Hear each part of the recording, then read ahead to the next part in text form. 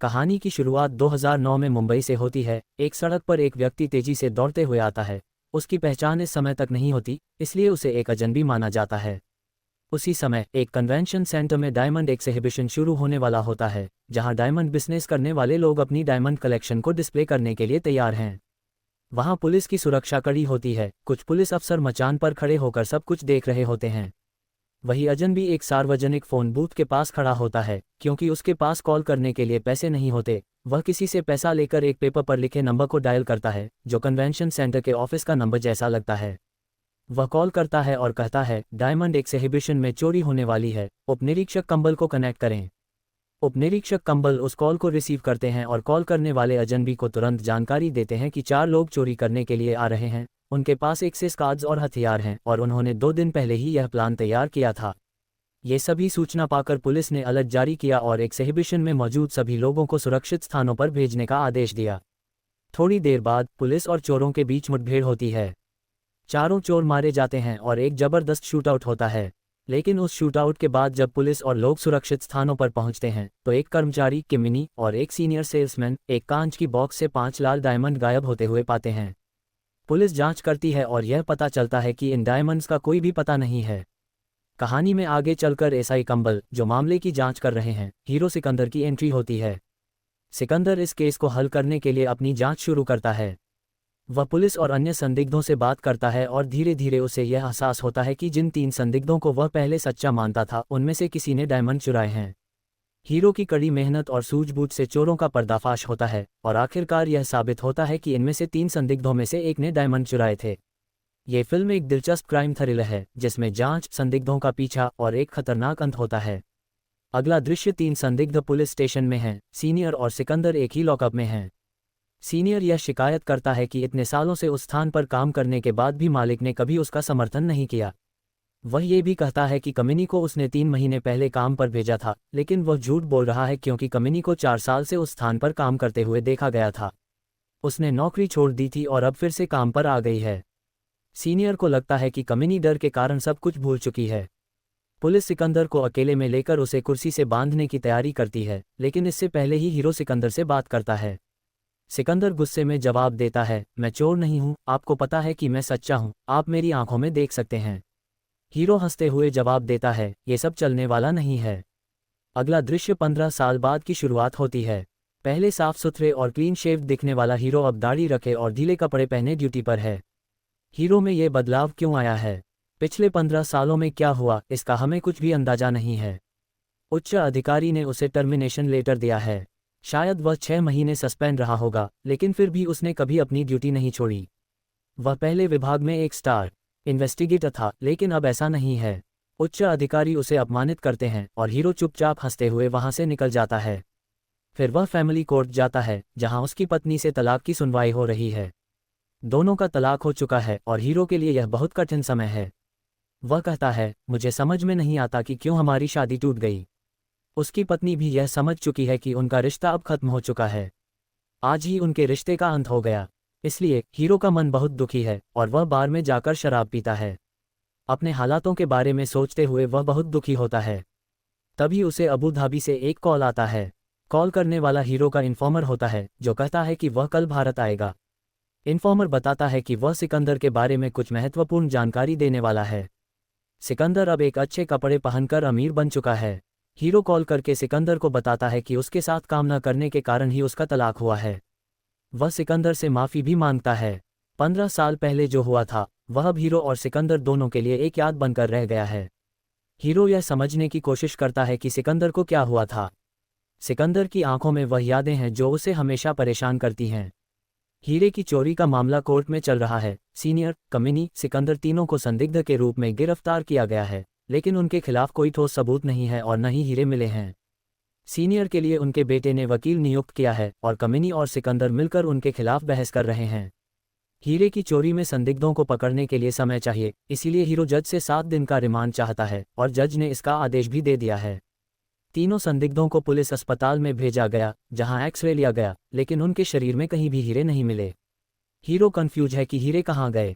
इसी दौरान एक अजनबी ने पुलिस को टिप दी कि चोरी हो सकती है, लेकिन जब पुलिस ने उसे पकड़ा और उसकी पूछताछ की तो सबको हैरानी हुई। वह अजनबी अपनी बेटी को स्कूल छोड़ने के लिए ऑटो में भेजने की बात करता है। दूसरे सेकंड में वह अजनबी किसी को फ़ोन करता है और उसी को हीरे के बारे में बताता है। वह कहता है कि अगर हीरे मिल जाएं तो बताना।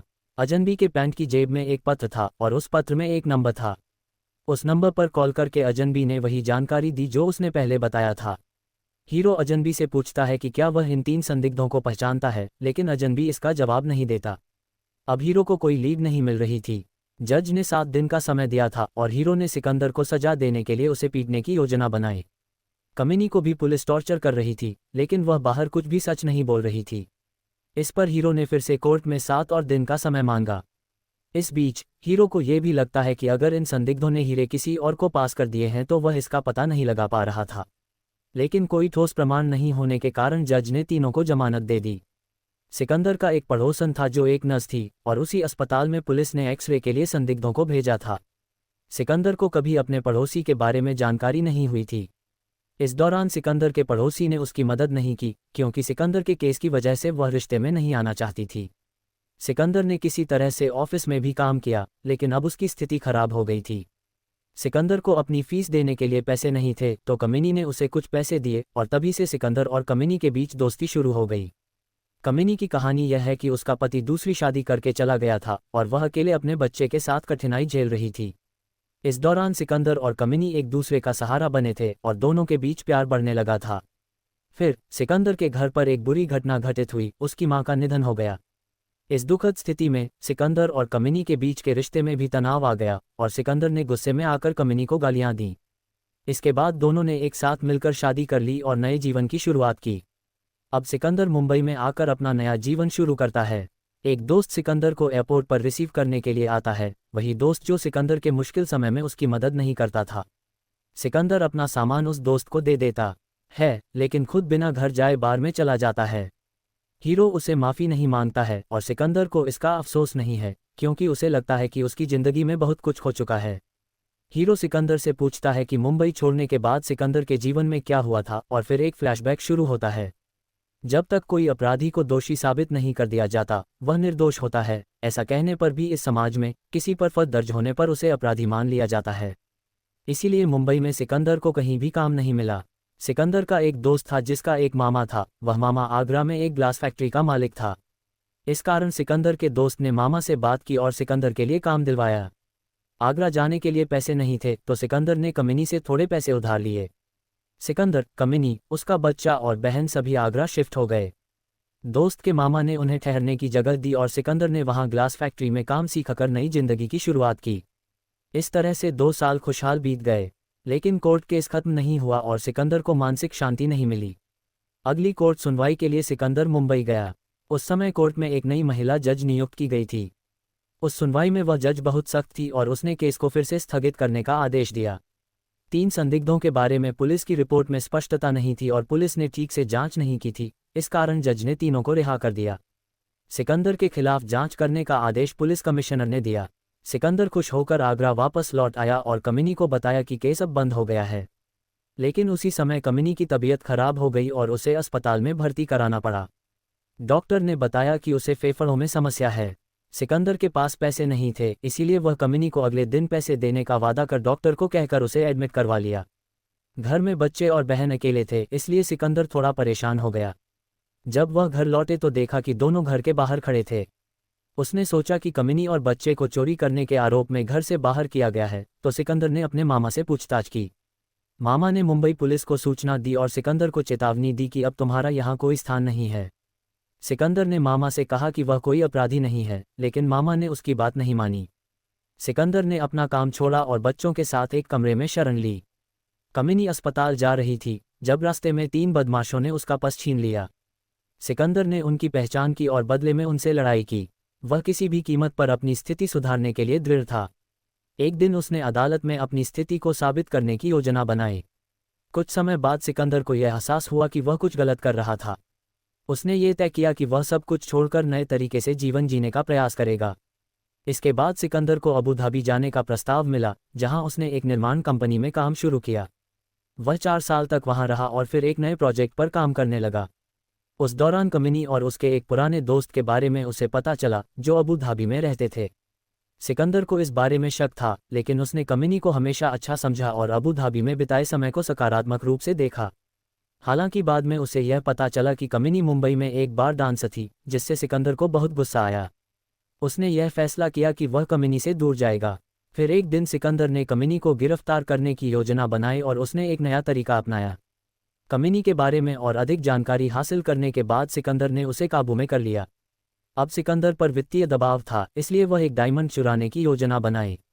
सिकंदर को इसके बाद कुछ जानकारी मिली कि तीनों संदिग्धों को जमानत मिल गई थी, इसलिए उसने उन पर नज़र रखने का फैसला किया। इसी बीच कमिनी ने एक दुकान पर जाकर हीरे बेचने की कोशिश की। सिकंदर ने उसे पकड़ लिया और एक नई रणनीति अपनाई। अंत में सिकंदर को यह महसूस हुआ कि वह अपने जीवन को पूरी तरह से बदल सकता है और हर हाल में अपनी स्थिति को सुधारने की कोशिश करेगा। अगले सीन में सिकंदर अपने घर लौटकर कामिनी को पकड़कर उसे कहता है कि वह जो कुछ भी कर रहा है वह सब बताए। कामिनी उसे बताती है कि उसने सिकंदर को जासूस बना दिया था ताकि वह जेल जाने से बच सके, और यह पूरी बात सच है। सिकंदर को यह समझ आता है कि कामिनी ने अपने बच्चे और बहन की अच्छी जिंदगी के लिए ये कदम उठाया है, लेकिन फिर भी सिकंदर को यह बात अजीब लगती है। कामिनी उसे बताती है कि वह हर महीने पैसे जमा करती है और सिकंदर वहां से निकल जाता है। कामिनी बहुत परेशान है, लेकिन सिकंदर उसकी कोई बात नहीं सुनता। फिर वह बस स्टॉप पर खड़ा हो जाता है और उसके बाद किसी बस से किसी दूसरे शहर जाता है जो एक नर्सरी गार्डन के पास रुकता है। सीरियल में कामिनी एक हाउसवाइफ थी, लेकिन अब वह कलेक्टर बन गई थी। सिकंदर की नज़र उस महिला पर पड़ी जो उसकी पड़ोसी थी और जो नर्स थी। वह नर्स सिकंदर को नर्सरी गार्डन में किसी काम में व्यस्त पाती है और हमें लगता है कि वह काम कर रही है, लेकिन उसकी बैकस्टोरी को बाद में नहीं बताया गया। सिकंदर की पड़ोसी उसे एक छोटे से बक्से में कुछ सामान दिखाती है जिसमें लाल रंग के हीरे थे जो चोरी हुए थे। वह बक्सा सिकंदर ने चुराया था। अब ये सच सामने आता है कि सिकंदर ने हीरे चुराए थे और वह अपनी गलती स्वीकार करता है। अब सिकंदर बस से यात्रा कर रहा था और उसके पास एक सीट पर बैठा एक व्यक्ति गन निकालकर उसे मारने की कोशिश करता है, लेकिन सिकंदर उसे पहचानता है और उस आदमी को रोकता है। इसके बाद सिकंदर पुलिस के पास जाता है और बताता है कि उसे हीरे चुराने का सच पता चल गया है। सिकंदर की पत्नी को वह विश्वास दिलाता है कि उसने जो किया वह गलत नहीं था। हालांकि सिकंदर का मानना था कि वह गलत था, लेकिन 15 सालों तक ये स्थिति नहीं बदली। वह अपने जीवन की गलतियों को सुधारने के लिए कुछ करना चाहता था, लेकिन ये साबित करना चाहता था कि वह सही था।